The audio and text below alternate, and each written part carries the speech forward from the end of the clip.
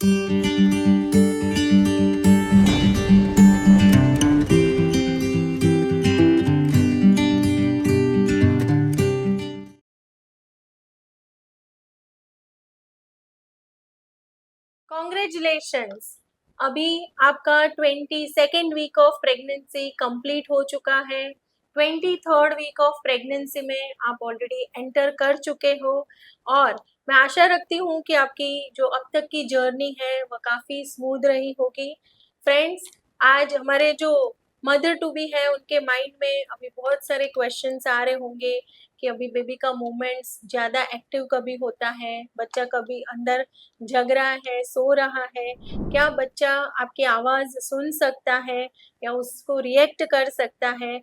So mother to be जो है हमारे, उनको बहुत सारे क्वेरीज रहेंगे। सो मैं doctor Kajal Mangokia, senior gynaecologist, obstetrician and IVF specialist from Orchid Hospital and IVF centre Surat, आपका स्वागत करती हूँ हमारे वूम टू वर्ल्ड सीरीज में प्रेगनेंसी वीक बाय वीक।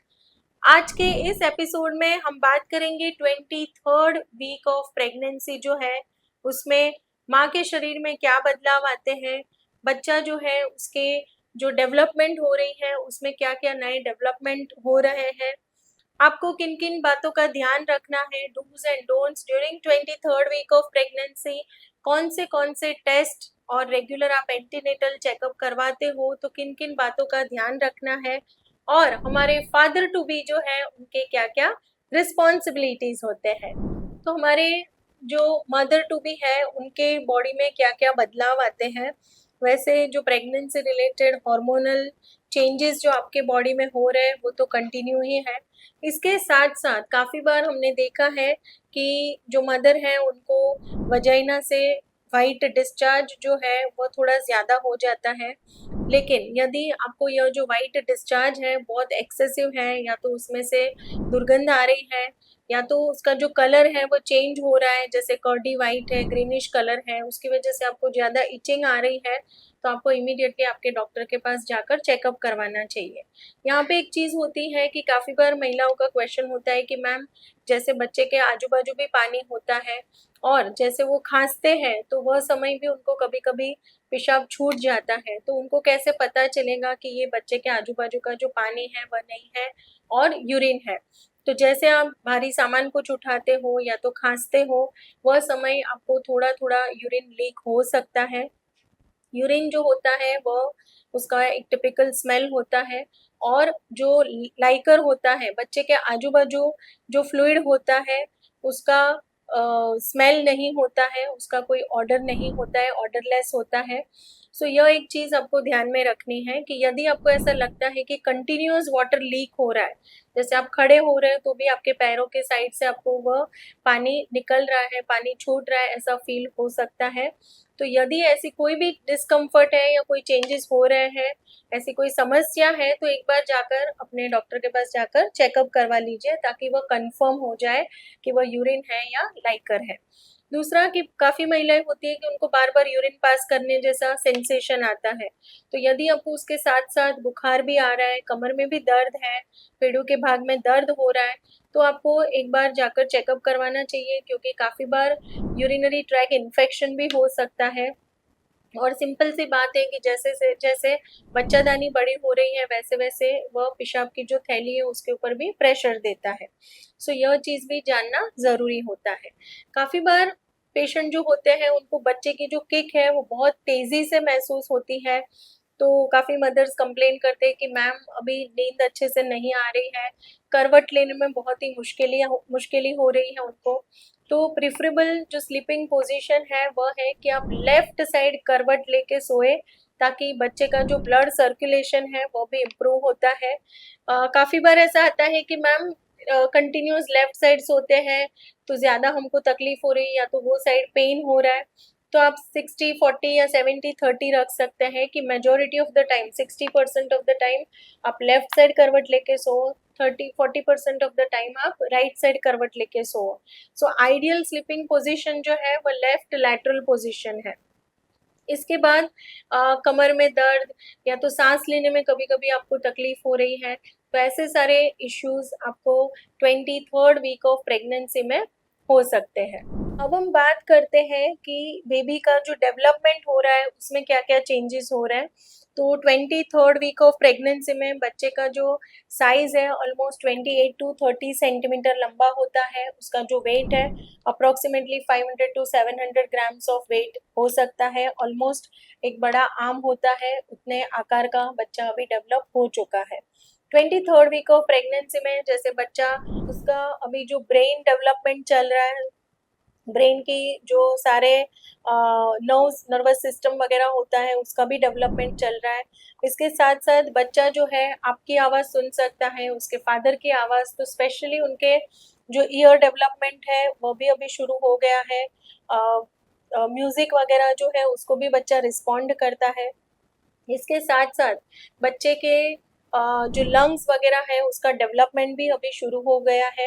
हालांकि बच्चा अंदर ऐसे सांस नहीं, मतलब उसके जो लंग्स होते हैं वह एक बार बर्थ होता है उसके बाद बच्चा क्राई करता है और तभी उसके लंग्स जो है वो फूलते हैं और वो इंडिपेंडेंटली सांस लेना शुरू करता है। दूसरा काफ़ी बार एक सवाल आता है कि मैम क्या बच्चा अंदर आंखें खोलता है, अंदर सब उसको दिखाई देता है?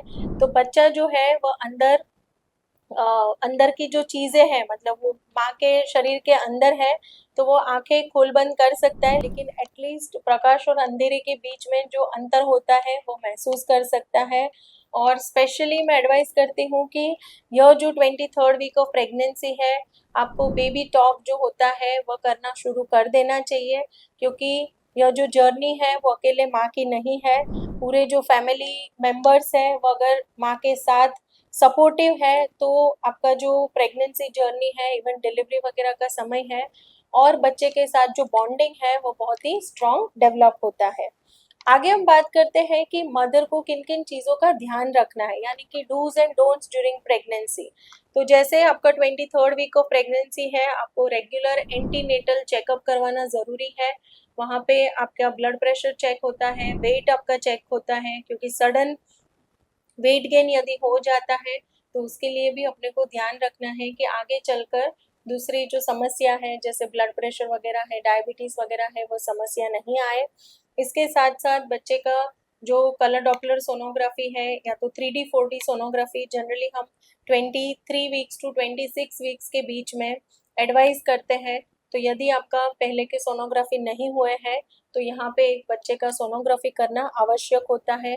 इसके साथ साथ आपका यूरिन टेस्ट भी होता है कि यूरिन एल्ब्यूमिन जो होता है कि यूरिन में अगर प्रोटीन वगैरह जा रहा है तो उसको भी हमें चेक करना ज़रूरी होता है। इसके साथ आपको iron, calcium, folic acid, B12 protein वगैरह जो भी एडवाइस किया जाता है उसको अच्छे से लेना है, क्योंकि बच्चे के डेवलपमेंट के लिए कैल्शियम की मात्रा नॉर्मल होना ज़रूरी है।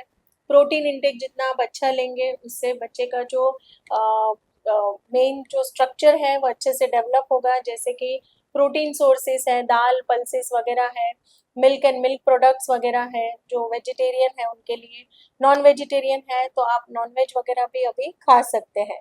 सो इतना आपको 23rd वीक में ध्यान रखना है। उसके साथ साथ आपको हाइड्रेशन अच्छे से मेंटेन करना है। काफ़ी बार पेशेंट आते हैं कि मैम पिछले 3-4 दिनों से बहुत ही हेडेक हो रहा है। जब भी एक सिंपल सा क्वेश्चन मैं पूछती हूँ कि आप पूरे दिन में कितना वाटर इनटेक करते हैं, तो उनका जवाब होता है मैम 1 से 2 ग्लास पानी पीते हैं। तो डिहाइड्रेशन की वजह से भी आपको हेडेक वगैरह हो सकता है, आपका ब्लड प्रेशर लो हो जाता है। सो मेन आपको ध्यान रखना है कि ड्यूरिंग प्रेगनेंसी आपको 2.5 से 3 लीटर वाटर इनटेक करना है।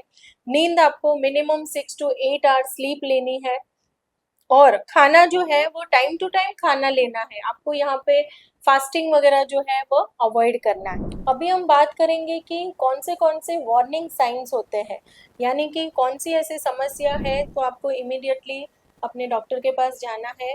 फॉर एग्जाम्पल यदि आपको वजाइना में से या तो योनि में से एकदम ही पानी छूटने लगता है, या तो ब्लीडिंग होने लगती है, या तो आपको तेज़ पेट में दर्द हो रहा है, सिवियर हेडेक हो रहा है, सर दर्द बहुत ज़्यादा हो रहा है, हाथ में, पैरों में, पूरे बॉडी में खुजली आ रही है, या तो आपको बच्चे का मूवमेंट्स कम फील हो रहा है या तो नहीं फील हो रहा है, या तो एकदम ही आपको धुंधला दिखाई दे रहा है, ऐसी कोई भी समस्या होती है तो आपको इमीडिएटली, ये सारे वार्निंग साइंस हैं, आपके डॉक्टर के पास जाकर अपना एक चेकअप करवाना ज़रूरी है। अब हम बात करेंगे कि हमारे फादर टू बी के क्या क्या रिस्पॉन्सिबिलिटीज़ होते हैं। जैसे हमने पहले बात की कि बच्चा भी आपकी आवाज़ सुन सकता है और उसको रिएक्ट भी करता है, तो आप तो पहले तो बेबी टॉक जो है वो शुरू कर देना चाहिए, क्योंकि यह जर्नी मदर के अकेले की नहीं है। इसमें फादर जितना इन्वॉल्व रहेंगे, उनको इमोशनल सपोर्ट करेंगे, उतना ही आपका बॉन्डिंग जो है वो और स्ट्रॉन्ग हो जाएगा। जैसे आपके एंटीनेटल विजिट्स वगैरह है, उसमें भी जो फादर है वो अकम्पनी करेंगे, तो माँ को भी काफ़ी मोरल सपोर्ट रहेगा, इमोशनली भी उनको अटैच फील होगा। इसके साथ साथ जैसे घर के काम वगैरह है, या तो उनको खाना वगैरह है तो टाइम टू टाइम वो खा रहे हैं कि नहीं, वो भी आप एक बार चेक कीजिए। मेडिसिन वगैरह है वो रेगुलरली ले रहे कि नहीं, वो भी चेक कीजिए। कभी उनको बाहर टहलने का, घूमने का मन कर रहा है तो उनके साथ जाइए। आपके सोसाइटी है या बिल्डिंग है उसमें ग्राउंड मारना है तो उसके साथ आप अकम्पनी करेंगे तो उनके लिए भी बहुत अच्छा रहेगा। एटलीस्ट मिनिमम आप प्लान कर सकते हैं कि 15 टू 20 मिनट्स आप एक वॉक ले लीजिए साथ में, ताकि मदर जो है उनको भी काफ़ी सेफ फील होता है, काफ़ी प्रोटेक्टेड फील होता है, और स्पेशली उनको जो इमोशनल एंड मोरल सपोर्ट जो मिलना चाहिए वह काफ़ी अच्छे से मिल जाता है। सो यह फ्रेंड्स हमने बात की 23rd वीक ऑफ प्रेगनेंसी के बारे में। अगर आपको यह वीडियो पसंद आया है तो उसे लाइक कीजिए, शेयर कीजिए और हमारी जो चैनल है उसको सब्सक्राइब कीजिए। आपको यदि कोई भी क्वेरीज है रिलेटेड टू प्रेगनेंसी और फर्टिलिटी, सो आप गाइनेक रिलेटेड कोई भी क्वेरीज है तो आप ज़रूर से कमेंट बॉक्स में लिख दीजिए। मैं या तो मेरी टीम में से कोई भी मेंबर आपको जितना हो सके उतना उसका रिप्लाई करेंगे। So thank you friends for watching this video. और आपको लगता है कि और भी कोई टॉपिक जो है हम डिटेल में आपके पास लेकर आए तो वो भी आप कमेंट बॉक्स में मेंशन कर दीजिए। Thank you, good bye.